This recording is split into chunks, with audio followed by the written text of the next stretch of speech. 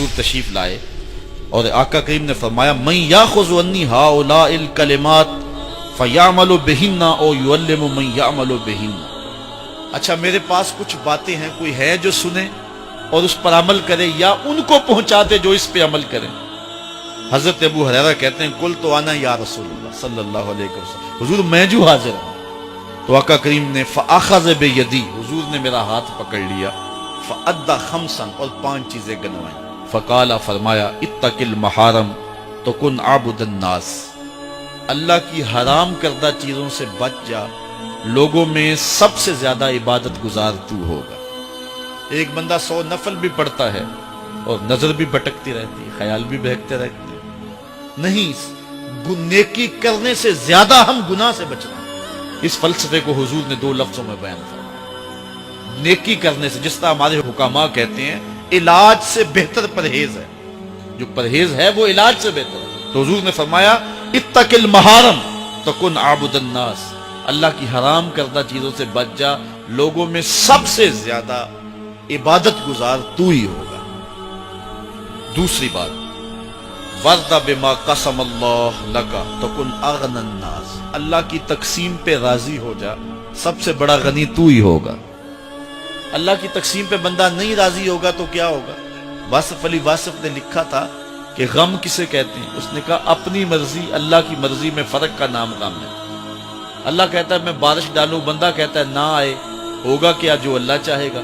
پھر بارش آ گئی تو بندہ دکھی ہو گیا کہ نہ ہو گیا. تو جے کہے بندہ کہ مالک جے تو میرے دکھ وچ راضی تو میں سکھ نو چلے ڈاواں، تو اس بارش میں مزہ لے گا کہ نہیں لے گا؟ میاں صاحب فرماتے ہیں دکھ ہمیشہ تے سکھ کتائیں تے دکھاں تو سکھ وارے، دکھ قبول محمد بخشا راضی رہن پہ آئے. تو غم کیا ہے؟ اپنی مرضی اور اللہ کی مرضی میں فرق کا نام. اور جب اپنی مرضی کو اللہ کی مرضی میں فنا کر دیا جائے تو پھر غم نہیں رہتا. اسی لیے جو اللہ والے ہوتے ہیں لا خوف علیہم ولا ہم یحزنون، انہیں کوئی ٹینشن ہوتی نہیں ہے. ٹینشن تو ہو کہ مزاج کے خلاف بات ہو، تو جو رب چاہتا ہے یہ اس پہ راضی ہوتے ہیں، پھر جو ہوتا ہے یہ کہتے ہیں تیری تقدیر پہ ہم راضی ہیں. تو فرمایا حضور نے کہ اللہ کی تقسیم پہ راضی ہو جا تو کن اغنى الناس، لوگوں میں سب سے بڑا غنی تو ہی ہوگا. فقالا، پھر تیسری بات حضور نے فرمائی وَأَحْسِنْ إِلَىٰ جَارِكَ تَكُنْ مُؤْمِنًا، اپنے ہمسائے کے ساتھ اچھا سلوک کر، مومن ہوگا. ایمان یہ ہے. ہم نے تو روایات میں پڑھا ہے کہ ہمسایہ بھوکا سو جائے تو 40 دن نماز قبول نہیں ہوتی. ہمسائیگی کا خیال رکھو. آج تو خیر امیروں نے اپنی بستیاں الگ کر لی ہیں نا، امیر الگ بستیوں میں، غریب الگ بستیوں. پہلے گلی میں ایک امیر رہتا تھا، 10 غریب رہتے تھے. اس 10 غریبوں کا اس امیر کو خیال رہتا تھا. اسے پتا تھا کس گھر میں چولہا نہیں جلا، کس کی بیٹی جوان ہو رہی ہے، کس کو کیا مسئلہ ہے، کس کے گھر میں بیماری ہے اور علاج میں نے کروانا ہے.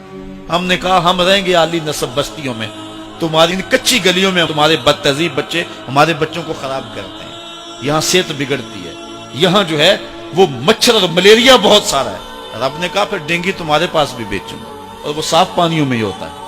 آج ہم نے بستیاں الگ الگ کر لی ہیں، جبکہ ہمیں خیال دیا گیا کہ غریب لوگوں کا خیال رکھو اور غریب لوگوں کا لحاظ رکھو. وَأَحِبَّ لِلنَّاسِ مَا تُحِبُّ لِنَفْسِكَ تَكُنْ مُسْلِمًا، کہا جو اپنے لیے پسند کرتے ہو اپنے مومن بھائی کے لیے پسند کرو، تم مسلمان بن جاؤ گے. یہ ہے اسلام کا رنگ جو تمہارے اوپر چڑھے گا. مجھے اپنے والد گرامی کی ایک بات یاد آئی. آپ فرمایا کرتے تھے جس شخص سے پیار ہو جائے نا، اس کی آخرت کے لیے سوچا کرو کہ اس کی آخرت ٹھیک ہو جائے. اس کے لیے محنت کرو، کوشش کرو، جو تم کر سکتے ہو کہ اس کی آخرت ٹھیک ہو جائے. اللہ اکبر. اور آخری بات جو حضور نے فرمائی وَلَا تُكْثِرِ الضِّحْكَ فَإِنَّ كَثْرَةَ الضِّحْكِ تُمِيتُ الْقَلْبَ. اے ابو ہریرہ زیادہ ہنسا نہ کرو، زیادہ ہنسنا دل کو مردہ کر دے، دل مردہ ہو جاتا ہے ہنسنے سے. بلکہ فرمایا گیا کہ فَلْيَضْحَكُوا قَلِيلًا وَلْيَبْكُوا كَثِيرًا، تمہارا رب کہتا ہے تھوڑے ہنسا کرو، زیادہ رویا کرو. رونا دل کا میل اتارتا ہے، باطن کے اجاڑ پن کو دور کرتا ہے، من میں خشیت الہی کے پھول کھلاتا ہے. اور حدیث میں آتا ہے وہ آنکھ خوف خدا کی وجہ سے روئی اور ایک بال کی جڑ بھی بھیگ گئی، کل قیامت کے دن وہ بال جہنم میں نہیں جانے دے گا. عرض کرے گا مالک یا اسے جنت دے دے یا مجھے نکال دے. تو رب بال تو نہیں نکالے گا، اللہ تعالیٰ اس شخص کو جنت عطا فرمائے۔ لا خیر فی عین لا تبکی من خشیت اللہ، امام ابو نعیم نے لکھا حلیہ میں، اس آنکھ میں بھلائی کوئی نہیں ہے جو خوف خدا میں روتی نہیں۔ رونے کا مزاج بناؤ، طبیعت کے اندر نرمی پیدا کرو۔ اگر طبیعت سخت ہے، بعض لوگ تباً سخت ہوتے ہیں، تو روزانہ شام کے وقت قبرستان میں جا کر کے کچھ وقت گزار کے آیا کرو۔ اپنی طبع میں نرمی پیدا کرو، طبیعت میں سادگی پیدا کرو، اپنے زندگی کے معاملات کو زیادہ نہ پھیلاؤ کہ جو حساب دینا مشکل ہو جائے۔ ہاں، ہر بندہ چاہتا تو یہ ہے کہ میری زندگی آسودہ ہو، آسودہ ضرور بناؤ زندگی کو، لیکن خیال رکھو کہ اس دنیا کی زندگی کی آسودگی سے آخرت کی آسودگی جو ہے وہ زیادہ عزیز ہے۔ یہ 4 دن کی زندگی ختم ہو جانی تھوڑی ہے، بالکل سانسوں کی گنتی ہے اور ختم ہو جانے والی، اور وہ زندگی نہ ختم ہونے والی۔ اس لیے خندق کھودتے صحابہ پر جب حضور کو پیار آیا تو دعا کیا دی، اے اللہ میرے انصار کو بھی بخش دے، میرے مہاجروں کو بھی بخش دے، کیونکہ زندگی تو آخرت کی زندگی ہے، ان کی آخرت کی زندگی کے لیے خاص طور پہ دعا مانگی۔ اس لیے اپنی آخرت کی زندگی کے بارے ترجیحاً ہم سوچیں اور اپنی زندگی کو بہتری کی طرف لے جائیں۔ 5 گانا نماز شعار زندگی بنا لے۔ زندگی جاتی ہے تو جائے، لیکن نماز نہ جانے پائے۔ حضور نے فرمایا، اللہ اس شخص کے چہرے کو تر و تازہ رکھے جس نے میرے سے کوئی حدیث سنی، پھر جیسے سنی اس کو ویسے آگے پہنچا دیا۔